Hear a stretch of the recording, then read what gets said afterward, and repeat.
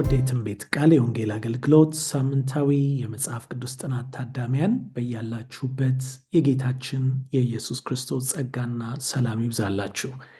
ባለፉት ተከታታይ ሳምንታት የእግዚአብሔር ፍቅርና ፍትህ በሚል ርዕስ ከመጽሐፍ ቅዱሳችን እያጠናን ባለነው በዚህ ርዕስ 11ኛውን ትምህርት ይዘን ቀርበናል። በተለየ መንገድ እግዚአብሔር እንዲያስተምረን በመጸለይ እንጀምራለን። ቀደም ብለው ያሉትን ለመመልከት እድል ያላገኛችሁ የትንቢት ቃል የወንጌል አገልግሎት የተለያዩ ማህበራዊ ሚዲያ ገጾች ላይ እንድታዩ እንጋብዛችኋለን። እንጸልይ። እግዚአብሔር አባት ሆይ እናመሰግንሃለን። እስካሁን ስለረዳህን፣ አብረህን ስለቆየ፣ በቃል ስታስተምረን ስለነበር ክብር ላንተ ይሁን። አሁንም በተለየ መንገድ ከቅዱስ ቃልህ ስላንተ ፍቅር በምናጠናበት ጊዜ ዓይናችንን የልቦናችንን ዓይኖች እንድትከፍትልን ደግሞም ፍቅርን በማስተዋል በፍቅር መኖር እንድንችል እንድትረዳንም እንጸለያለን። ክብር ሁሉ ለአንተ ይሁን፣ በጌታ በኢየሱስ ስም አሜን። ትምህርት 11 ከዚህ በላይ ምን ማድረግ እችል ነበር ብሎ አምላክ የጠየቀውን ጥያቄ እንደ ርዕስ ይወስዳል። በዚህ ጥናታችን በዋናነት የምንመለከተው የእግዚአብሔር ፍቅር እስከምን ድረስ ለእኛ ያደረገውን ታላቅ ነገር ይሆናል። ጌታችን ኢየሱስ ክርስቶስ በጲላጦስ ፊት በቀረበ ጊዜ ጲላጦስም እንግዲህ ንጉሥ ነህን አለው ይላል። ኢየሱስም መልሶ እኔ ንጉሥ እንደሆንኩ አንተ ትላለህ። እኔ ለእውነት ልመሰክር ስለዚህ ተወልጃለሁ፣ ስለዚህም ወደ ዓለም መጥቻለሁ። ከእውነት የሆነ ሁሉ ድምፄን ይሰማል በማለት ነበር የመለሰለት በዮሐንስ ወንጌል ምዕራፍ 18 ቁጥር 37 ላይ። በእርግጥም ጌታችን ኢየሱስ ክርስቶስ እሱ እውነትን የመሰከረ ለእውነትም ደግሞ ሕይወቱን የሰጠ እንደሆነ ቅዱስ ቃሉ ይነግረናል።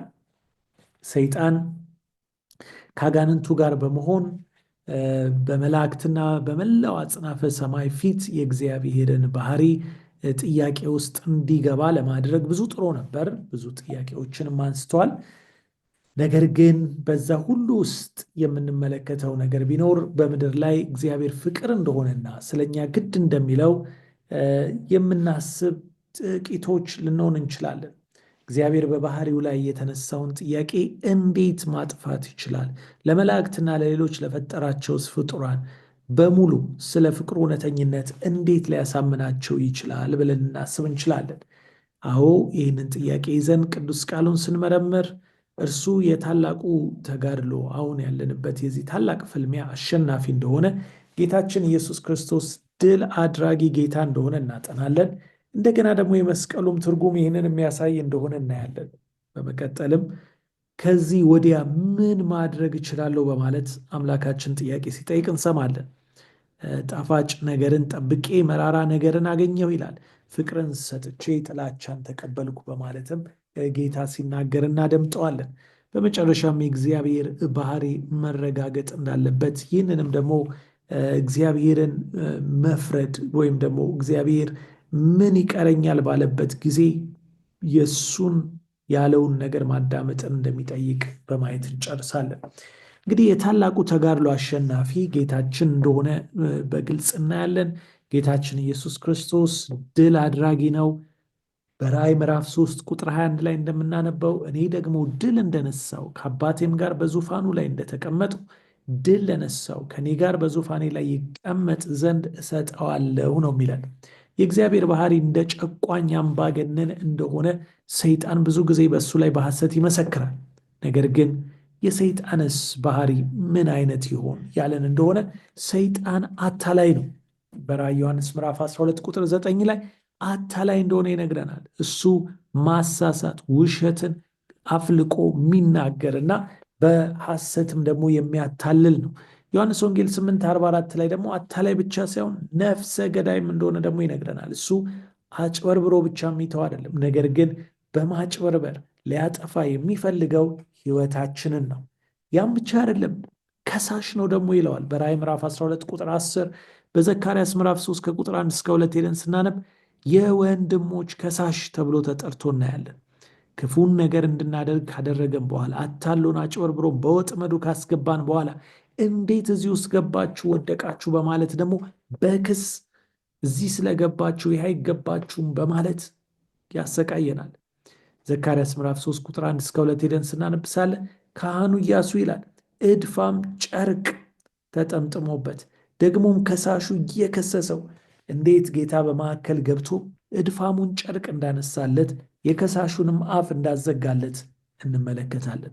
በዮሐንስ ወንጌል ምዕራፍ 5 ቁጥር 19 ላይ ደግሞ በእግዚአብሔር መንግሥት ላይ እንዳመፀ እሱ የአመፃ ሰው እንደሆነ በማመፅ በእግዚአብሔር መንግሥት ላይ ክፋትን እንዴት እንዳመጣ እንመለከታለን። አዎ በሐሰት ተጠቅሞ የአዳምን ዘር በምድር ሁሉ ላይ የነበረውን ግዛት ወስዶ ራሱን የዚህ ዓለም ገዢ አደረገ። ዮሐንስ ወንጌል 14 ቁጥር 30 ይህንን ነው የሚነግረን። ኢየሱስ ግን የእርሱን ግዛት ሊነጥቅ መጣ። በአንደኛ ዮሐንስ ምዕራፍ 3 ቁጥር 8 ላይ እንደምናነበው ጌታችን ኢየሱስ ክርስቶስ የተገለጠው ይህንን የእሱን ኃይል ሊሰብር የእሱንም ደግሞ በቁጥጥሩ ስር የያዘን ሁሉ ነፃ ሊያወጣ ነው። ኢየሱስ በኖረው ሕይወት ስለ ሕይወቱ ስንመለከት ስለ እውነት ነበር የመሰከረው። ለዚህ ነው በዮሐንስ ወንጌል 18 ላይ በኖረው ሕይወት ጌታችን ኢየሱስ ክርስቶስ እንደመሰከረ የምንመለከተው። በሞቱ ደግሞ በዲያብሎስ ላይ ጌታችን ኢየሱስ ክርስቶስ ድልን ተቀዳጀ። የእግዚአብሔርንም ፍቅርና ፍትህ እንዴት በገሃድ እንዳሳየ እንመለከታለን። ጌታችን ኢየሱስ ክርስቶስ በሞቱ በዲያብሎስ ላይ ድልን ተቀዳጀ። የእግዚአብሔርንም ፍቅርና ፍትህ በገሃድ እንዳሳየ እንመለከታለን። በስተመጨረሻም ሰይጣንን፣ ሞትንና ክፉን ለዘላለም እንዴት እንደሚያጠፋ በራእይ ምዕራፍ 20 ቁጥር 10 ቁጥር 14 ላይ ተጽፎልን እንመለከታለን። አዎ በኖረው ሕይወት ስለ እውነት መሰከረ። የሰይጣንን ሐሰተኝነት ገልጦ አሳየ። በሞቱ ደግሞ የእሱን ኃይል እንዴት እንደሰበረ ደግሞም እንዴት ድልን እንደተቀዳጀ እናያለን። በስተመጨረሻ ደግሞ ይህንን ሰይጣን ለዘላለም እንደሚያጠፋው ቃሉ ይናገራል። ስለዚህ በኢየሱስ ድል ምክንያት የእኛም አሸናፊነት እንደተረጋገጠ ቅዱስ ቃሉ ይመሰክርልናል። በራእይ ምዕራፍ 12 ቁጥር 11 ላይ በጌታችን በኢየሱስ ክርስቶስ ከአሸናፊዎች እንበልጣለን፣ በሱም ደግሞ ድል እንነሳለን። ታዲያ ይህንን ያደረገው እንዴት ነው ካልን ጌታችን ኢየሱስ ክርስቶስ በመስቀሉ ላይ የመስቀሉን ትርጉም ልናጤን ይገባል። በቆላሳይስ ምዕራፍ 2 ቁጥር 15 ላይ አለቅነትንና ስልጣናትን ገፎ ድል በመንሳት ይላል በእርሱ እያዞራቸው በግልጥ አሳያቸው ይላል። ጌታችን ኢየሱስ ክርስቶስ በመስቀል ላይ ያጋንንትን ኃይል እንደመታ አለቅነትን፣ ስልጣናትን ገፎ ድል በመንሳት በእርግጥም እያዞረ በግልጥ አሳያቸው ይላል። ኢየሱስ በመስቀል ላይ የሰራው ስራ በግልጽ የምናየው ነው። በቆላስይስ ምዕራፍ 2 ከቁጥር 13 እስከ 15 ከእርሱ ጋር ሕይወትን ሰጣችሁ ይላል። በደላችሁን ሁሉ ይቅር አላችሁ። ይቅር የተባልነው በምን ምክንያት ነው ካልን የኃጢአታችንን ዕዳ በመክፈል ነው። በእኛ ላይ የነበረውን የሚቃወመንን በትእዛዝ የተጻፈውን የዕዳ ጽሕፈት ደመሰሰው፣ እርሱንም በመስቀል ጠርቆ ከመንገድ አስወግዶታል ይላል። ከዛም በተመሳሳይ ሰዓት ሰይጣንንና አጋንንቱን ድል በመንሳት በእርሱ እያዞራቸው በግልጥ አሳያቸው ይላል።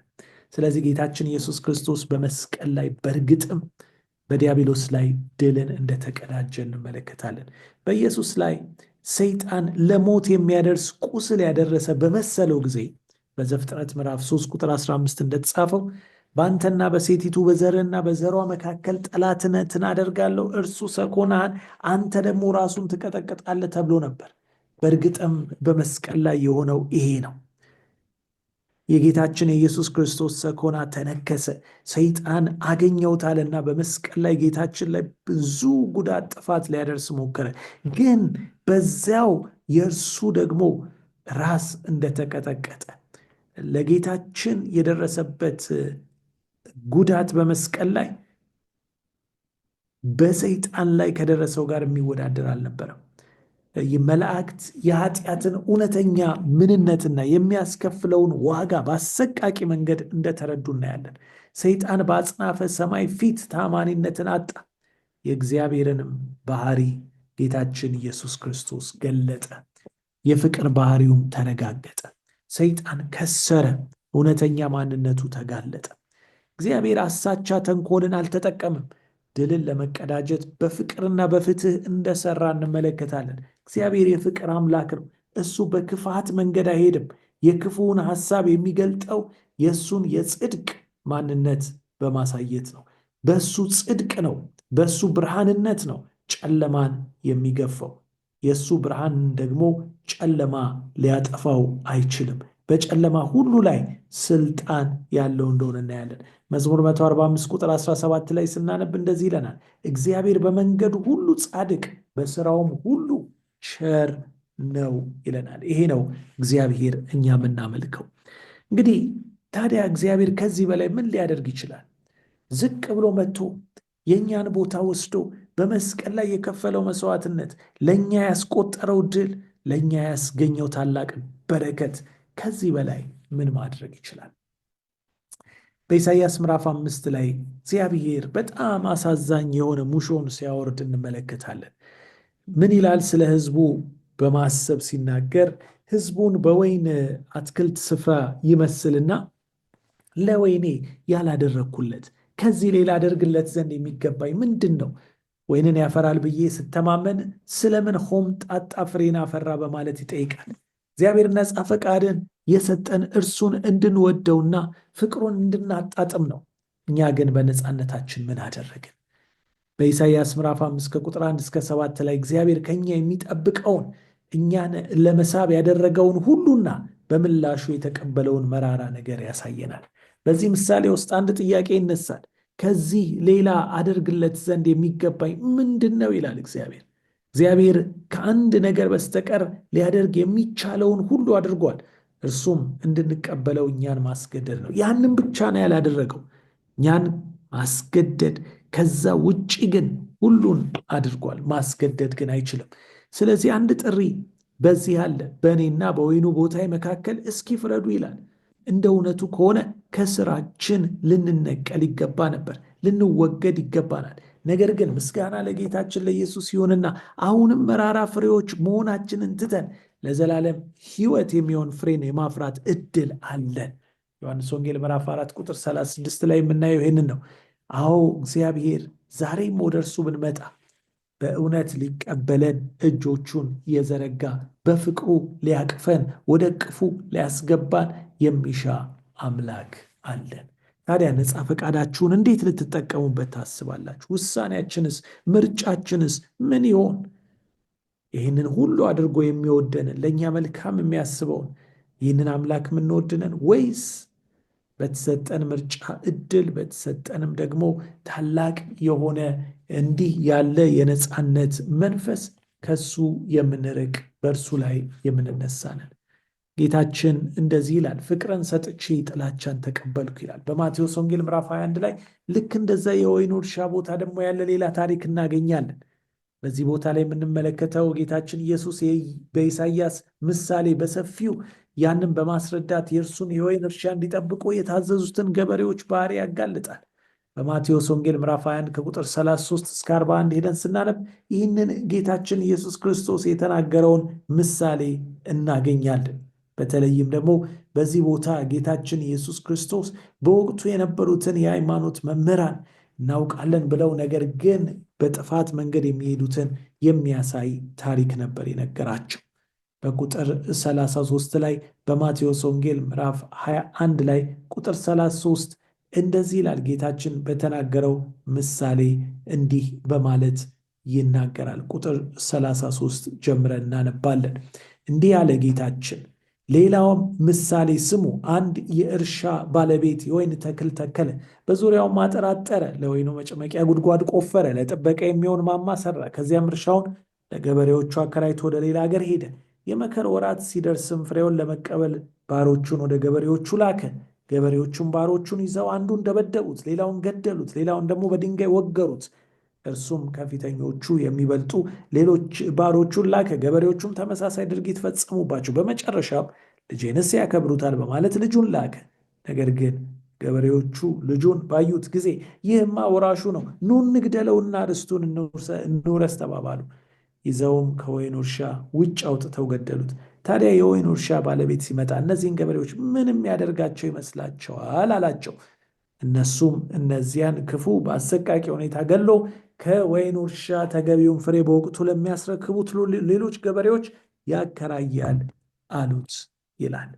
እንግዲህ በዚህ ቦታ እንደምንመለከተው ለጌታ የሚገባውንና የእርሱ የሆነውን ለመስጠት ፈቃደኛ ለመሆናቸውን ብቻ ሳይበቃ የላካቸውንም መልእክተኞች ማለትም ነቢያቱን አንገላቷቸው፣ ገደሏቸው። በድጋሚም ያደረገው ጥረት ስላልተሳካ ጌታ የራሱን ልጅ ኢየሱስ ክርስቶስን ላከ። በማቴዎስ ወንጌል 21 ከቁጥር 36 እስከ 37 እንደምናነበው ብዙ ጊዜ ስለ መከራዎቻችንና ዓለምን ሁሉ ስለሚያሰቃየው ክፉ እናማርራለን።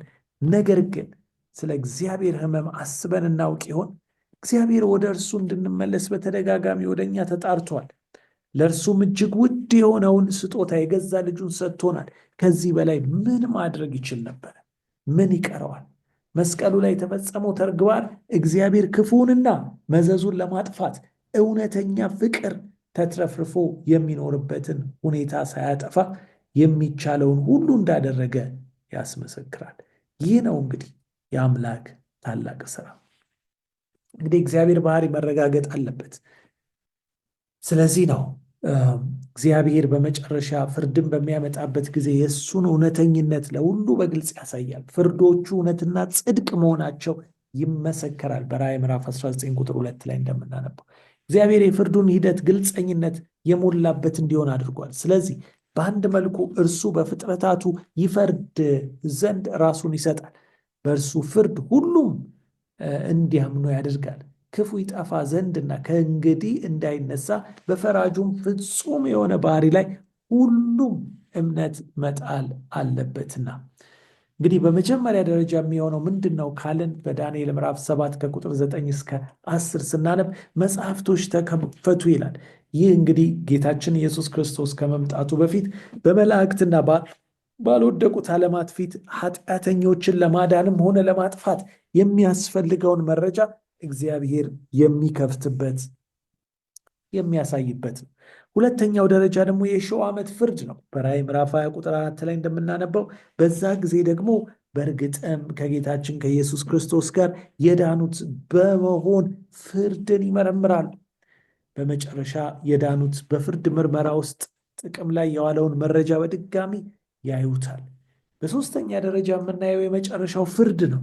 ይህ ደግሞ በራእይ ምዕራፍ 20 ከቁጥር 11 እስከ 12 ላይ የሚገኘው ሲሆን ጌታችን ኢየሱስ ክርስቶስ ዳግም በሚመጣበት ጊዜ ከእሱ ጋር ዋጋውን ይዞ ሲመጣ የሚፈጽመው እንደሆነ ደግሞ እንመለከታለን።